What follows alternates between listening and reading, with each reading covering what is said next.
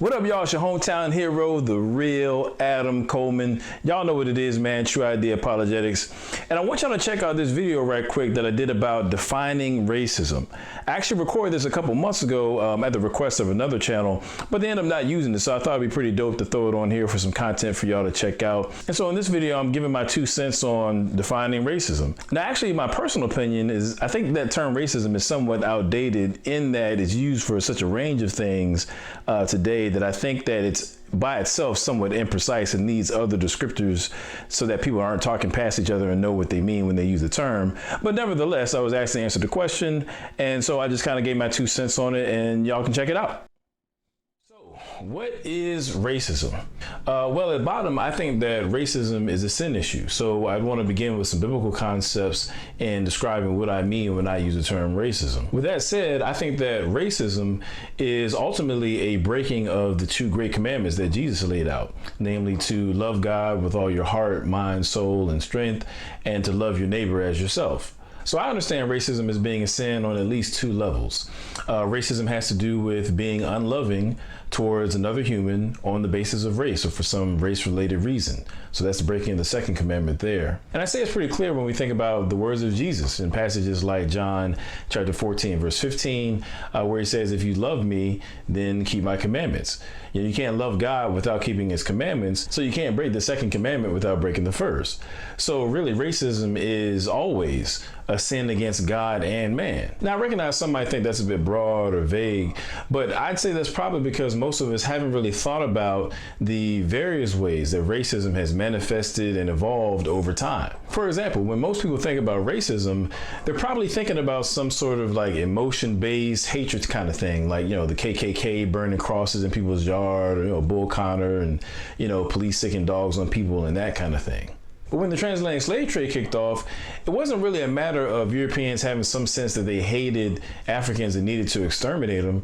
Rather, it was, basically an idea of supremacy and greed, this notion that these individuals, these Africans are less than, and we can conquer and exploit them for our own gain. So I think we would agree that there's some racism going there, but it wasn't necessarily emotion-based. On the other hand, while that notion of supremacy is most often thought to be central to what racism is, I think that's mistaken as well. It's possible to think that somebody is ontologically and biologically equal to you, and at the same time just hate them because they're different or of a different race. Or somebody could have a sense that they just want to look out for their own from a race standpoint. And so, for example, maybe an employer decides to take a less qualified person of their own race rather than taking a better applicant of another race.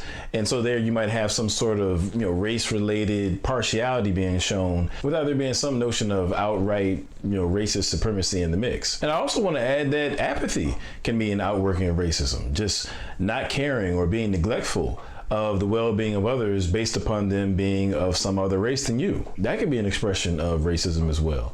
So I think we tend to use the term racism to point to a range of wrong thoughts, feelings, and behaviors that may have different elements to them, like hatred or ideas about supremacy, partiality, apathy, prejudice, and whatever else. But at the end of the day, I think that these all boil down to how I defined racism before, which was being unloving to somebody else on the basis of race or for some race-related reason. I think that's probably the common thread that ties together all these different expressions of what people refer to as racism. Now, lastly, I also want to add, too, that I think in the West, we tend to be very individualistic and we view sin in those terms. But the Bible actually paints a very different picture of what sin is and how it works from what most of us probably take into account. There's this concept of collective sin in Scripture.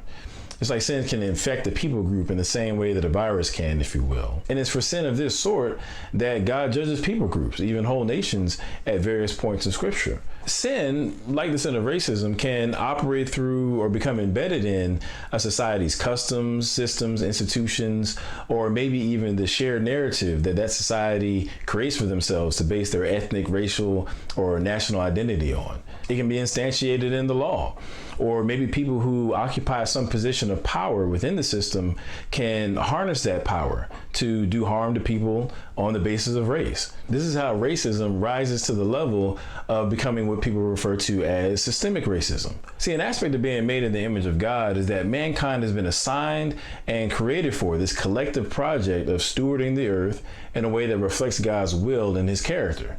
So an outworking of that is, in principle, that governments, economic systems, and so on will work best if they're built upon ideas and values that align with God's nature and his will for mankind. But sin gets in the way of all that. Sins like racism, greed, or whatever throw a monkey wrench into the systems that we put into place as we try to steward the earth. So, for example, our capitalist system was predicated on the idea that you can accrue wealth and then pass it on from generation to generation. However, the sin of racism was instantiated in the laws and policies of this land such that it allowed for the practice of redlining. Now, broadly speaking, redlining was the practice of banks and lending institutions intentionally not investing in predominantly black neighborhoods, and even contributing to the decline in property value in predominantly black neighborhoods all throughout the Jim Crow era. And actually the government, had its hand in the pot as well, to such a degree that scores of families were unable to accrue equity in their homes for decades. Equity that could have been used down the road to start a business or send that child or grandchild to college was denied to scores of African American families. That's just one example of the sin of racism, functioning through systems to undermine the well-being of people made in the image of God, all because somebody had a problem with their skin. Sin is infectious and dynamic in that way. Racism is infectious and dynamic in that way, particularly when it becomes so pervasive that it rises to the level of being systemic. So when I think about racism in a nutshell, that's what comes to mind. Peace. And there you have it. So that's kind of my racism in a nutshell spiel. Now, I recognize that some people would probably vehemently disagree with how I, framed it or whatever. So I actually would like to hear you guys' perspective. I mean, in the comments, let me know what you think, where you agree, where you disagree, and, it'd be interesting. I'm kind of wrapping my mind around some of these things. So I'd like to get some feedback to see, what you guys are saying or whatever. So in the meantime, make sure you stay tuned to this channel, man. We're dropping loads of content, trying to increase how much we're putting out and all that kind of stuff. And actually, if you look on your screen, there's actually a couple of videos where you can go ahead and click on it right now and see more of our stuff, as well as subscribe to our channel. And make sure you hit that like button, share this, subscribe, and all that good stuff. And check me out on Facebook, Instagram, Twitter, and the whole nine. And on top of all that, we actually just launched our new online merchandise store. So if you actually digging this shirt right here, The God is Greater Than Racism, you can cop one of those over our online store, and I'll put a link to it in the description. So as always, man, love y'all. Love God, love people. Take care of the things that God blesses you with.